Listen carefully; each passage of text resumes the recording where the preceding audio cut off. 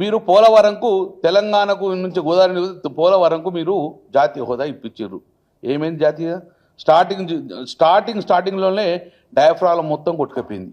మీరు ఏదైతే జాతీయ హోదా ఇచ్చిండ్రో దానికి పోలవరంగా డ్యామ్కు ఒక డయాఫ్రామ్ కొట్టుకుపోయింది. మరి ఇప్పుడు ఇజ్జత్ పోయిందా లేదా? మీరంటే కాళేశ్వరం జాతీయ ఇస్తే బీజేపీ పరువు పోయేదని, మరి ఇప్పుడు ఎవరు పరువు పోయింది? మీరు జాతీయ హోదా ఇప్పించారు కదా.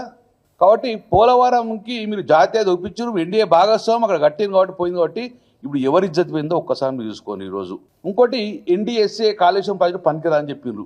బండి సంజయ్ గారు సూటిగా ప్రశ్న అడుగుతున్నా, నిజంగా NDSA national dam security authority వారు ఏ రోజన్నా కూడా ఇలాంటి ఆరోపణ చేసిండ్రా? ఆరోపణ చేస్తే మళ్ళీ ప్రెస్ మీట్ కూడా రాను. కాళేశ్వరం పనికిరా అని చెప్పలేదు. ఇది మీరు తప్పుడు ఆరోపణలు ప్రజలకు తీసుకెళ్ళరు, ఇది కరెక్ట్ కాదు, దీన్ని ప్రూవ్ చేయాలని కూడా నేను మళ్ళొక్కసారి చెప్తున్నాను. మొన్న ఈ ప్రభుత్వం వచ్చింది, కాంగ్రెస్ ప్రభుత్వం వచ్చిన తర్వాత ఎస్ఎల్బిసి కుప్ప ఊలిపోయింది. ఇదే సెంటర్లో మీరున్నారు, ఇద్దరు మంత్రులు సెంట్రల్ మినిస్టర్ మీరే ఉన్నారు. రాష్ట్రంలో రేవంత్ రెడ్డి ప్రభుత్వంలో ఎస్ఎల్బిసి కూలిపోతే 8 మంది చచ్చిపోతే ఒక్కడు రాడు, ఎన్డీఎస్ఏ రాదు, ఒక విజిలెన్స్ ఎంక్వైరీ ఉండదు. మీరిద్దరు మాట్లాడారు, ఎంక్వైరీ అయ్యారు.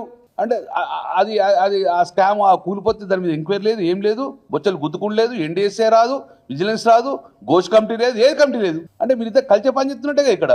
ఇంకోటి ఖమ్మం జిల్లాలో పెద్దవాకు మొత్తానికి కొట్టుకపోయింది, మొన్న కొట్టుకపోయింది. ఒక్క స్టేట్మెంట్ రాదు మీది, దాని ఎంక్వైరీ రాదు, మీరు విజిట్ పోసే పరిస్థితి లేదు. సుంకుశాల మొత్తం కుప్ప కూలిపోయింది, సుంకుశాల, దాని మీద ఒక్క వాడు రాదు మీది. ఇవన్నీ కళ్ళ ముందు కనబడేటివే కదా.